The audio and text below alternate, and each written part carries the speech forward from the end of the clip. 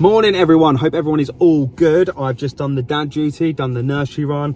Now I'm having a coffee. The first coffee of the day is always the best. I'm super addicted to coffee, so yeah, it's probably not good, but I love it.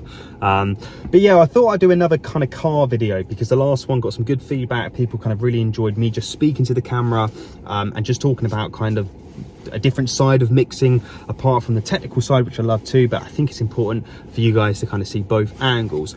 And one thing I thought I'd talk about today, because I think it is super important and I wish I kind of knew that when I started out, and that's the business side of running a business to do mixing and doing music in general, I guess, because it applies to most things, and kind of how to get repeat clients, how to do kind of, I guess, the money side of it, mix rates and all of that. So, you know, let's basically get into it and talk about it while I've got a bit of time. But yeah, I think there are two things that I have noticed to have a stable career in the music industry. It's obviously super hard music industry anyway, but the two things are kind of being a nice person, which I'm sure you've heard many times before. You've got to be kind of open to suggestions. You've got to be nice to work with, especially when it comes down to the revision process in mixing. You've got to be super relaxed on that. I noticed that kind of early on about that whole kind of side of it, revisions. And you know, I used to kind of really dread the revision process and kind of think, oh, I've already done the mix, why have I got to do revisions? But then the longer I've done it, I've realized how important the revision process is. So we'll get onto that. So that's kind of number one, just being a super chilled out, nice person. And the second part, which is also really important, is providing value. It's like, you know, everybody has an iPhone these days, or, you know, a luxury kind of phone, whether it's Android or iPhone, and they're a lot of money. And if you talk to someone from 20 years ago, would they be paying £1,000 for a phone? They'd be like, oh no, of course I wouldn't. But people seem to be paying that now. Why? It's because you get an iPhone, for example, you know, it provides you more than a phone. It's providing you with great value. It's like a computer, and you're happy to spend £1,000 or whatever it is on a phone. And it's a bit like that in the service industry when it comes down to mixing. You're providing a service, you're providing value to the artist or whoever it is you're working with, management, label, all of those people, and you want to get hired. And so you have to make sure that you're providing good enough value and being a nice person to deal with for them to use you, for you to get work, enabling you to do this job full time. But let's kind of dive in and let's talk about it in more in detail. And if we go back to the first part that I mentioned about kind of the mix revision process. Now, working with different artists, people have different perspective on how they see a good mix and what they see as a bad mix. And, you know, they don't even know sometimes what a good mix is or a bad mix. They just know from feeling and what they like and what they hear and, you know, what they reference and, you know, how they feel about their, you know, their song. And as I say, when I first started out, I used to kind of, the mix revision process was always one of those ones where it's like, it feels like a chore. Like now it feels like a job. I've had my kind of excitement, you know, I've done the mix, I'm super happy, I've sent it off, and now I've got some revisions and I'm like, oh, let's put that off. But I've really noticed that one thing I feel like I am kind of good at is accommodating everything that the artist wants. And I will do 100 revisions. That rarely happens, but I will do as many revisions as possible for the artist to be 100% satisfied, because I think that that is the number one most important thing. You know, people ask me, you know, how do you get work? How do you find work? How do you, you know, I guess do it full time and create an income for yourself and, you know, provide for your family? And I definitely think that over the years, I've really kind of gone above and beyond for everybody that I've worked with. And I think that that is super key in kind of running, you know, a successful kind of business. You know, I'm no kind of financial advisor, you know, I'm just a freelance mixer, but definitely, because, you know, you work with one artist, you do a fantastic job for them, and then they talk to their friends that are artists, then you get their work, and it's like a domino effect. And, you know, suddenly you have loads of clients because you've done, you know, one song for someone, you know, and then it's kind of triggered for more people to come to you. And it's a bit like that in the music industry. And you've got to retain those clients. You know, you've got to keep clients coming back to you. And by providing value and keeping them satisfied, you know, that's kind of what you're doing. You know, they have that trust. And I think trust is, you know, super important when it comes to that sort of stuff. So that is definitely a key element. And the second element that I kind of want to talk about is kind of, you know, the mix rates, because when I first started out, I was always like, you know, how much to charge, you know, and I've never really liked the whole working for free thing. I've always been a bit like, you know, even if you're providing a little bit of value, that value should be rewarded in some sort of kind of, you know, fee, money and whatnot. And the older I've gotten, the, you know, the more kind of, I guess, responsibilities I've got. I've now got 2 children, and so, you know, your mind kind of thinks, you know, in a different way when it comes down to kind of the business side as well, and it kind of makes you a bit more business focused when doing a creative job. And you know, that's kind of really pushed me to do it, and I feel like that's why I wanted to chat to you guys about that, because I don't think enough is really talked about the business side of running a business in the music industry enough. Mix rates. Now, again, it depends on the project, but when I was starting out, what I used to do is I used to kind of do this thing in my head where I'd be like, okay, what do I need to earn to kind of stay afloat? So pay my bills, break that down in an hourly rate, and then I would charge that kind of per hour on the mix. Now, I don't always do per hour. Sometimes it's per project. It also depends kind of how many songs they're doing, whether there's deals and all of that sort of stuff. So it does change from time to time, but definitely when you're starting out, think about it like this: work out how much you need to make per hour, and then do an hourly cost of how long you think it's going to take you to mix. And then I would charge a 50% deposit, and then I would then take the remainder after the project is done. Now, the way I've been kind of running kind of freelance my side at the moment is I've been using FilePass, which I'm not sponsored by them at all, but they are an absolute game changer. I think it's Brian Hood that runs it, that owns it, and it's an absolute amazing platform where I can upload a mix. The client can listen to the mix, they can make all the revisions they want on feedback, and I get timestamp revisions, and then I can look at the revisions and then do the revisions, and I can kind of check them off. So it's a really handy tool to use. It's filepass.com.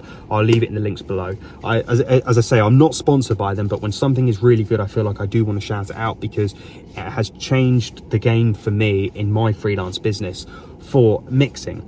And the one thing that I love about it as well is it's got a paywall, so, you know, I can put all my invoices on there, and it's a bit like a backup as well, because I can put the files on there, even the project, once the client's happy, and then they can't download it until they pay the final balance.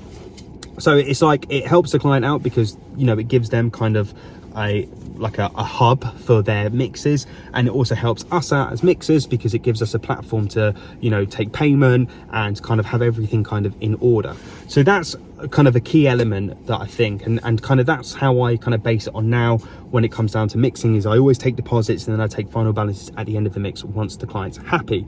And again, that goes back with providing value and making sure that the artist is happy, because for me, that is the most important thing. If you get an unhappy client, they may talk about you and they may talk about you to other people, and then they may not use you.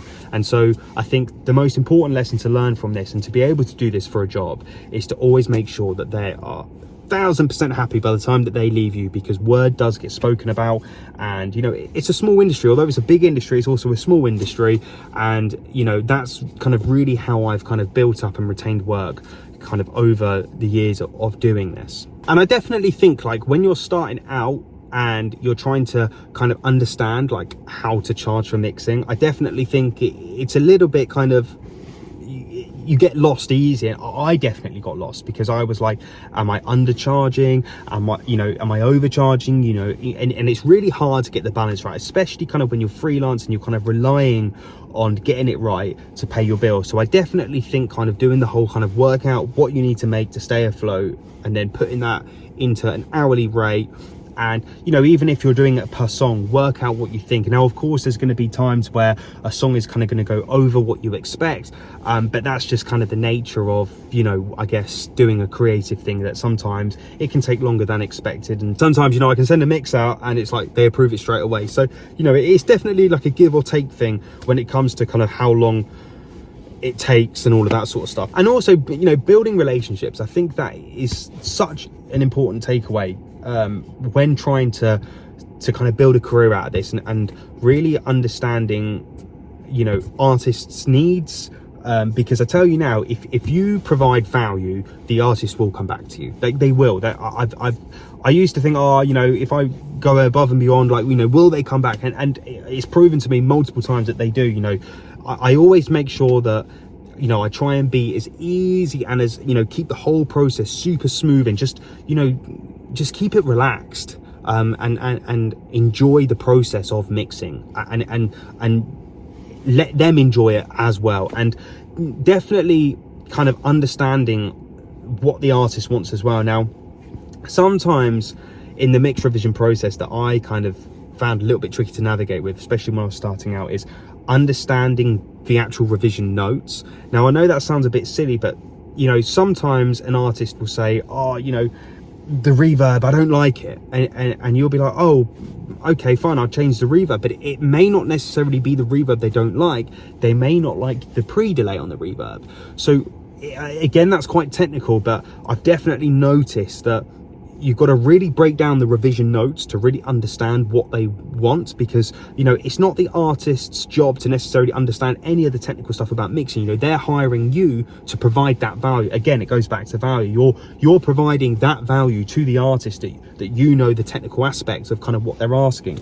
And so sometimes you really have to translate kind of, you know, a generic kind of feedback note and put that into a technical perspective for you to achieve kind of to finish that note, to do the note that they've asked for, or the, you know, or the revision that they've asked for.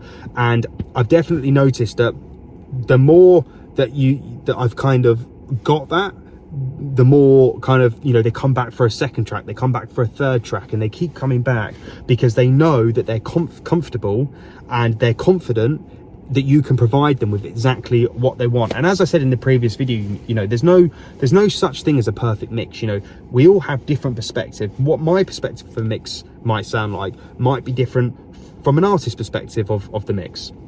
Now, there's not to say that I'm wrong or they're right, or they're wrong and I'm right. It's just different way of listening, different way of listening to music, and you definitely have to go by what feels right to you and take their notes on board.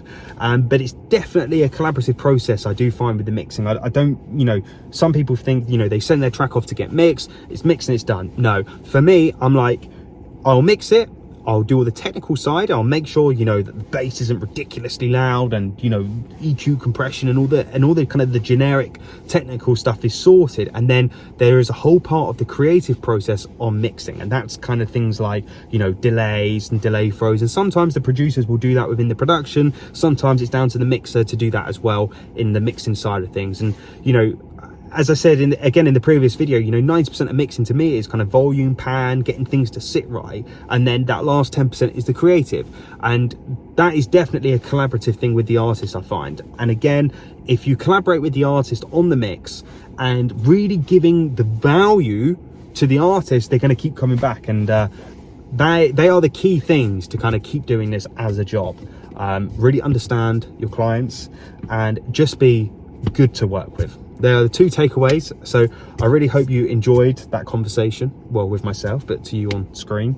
You know, I'm always interested as well in, you know, what you guys are doing in your process, how you guys get your repeat clients. You know, have you found things over the years that has worked? Have you found things that has kind of pushed clients away? All of that kind of stuff, you know, put it in the comments below. Let's have a conversation. I'll get back to everyone.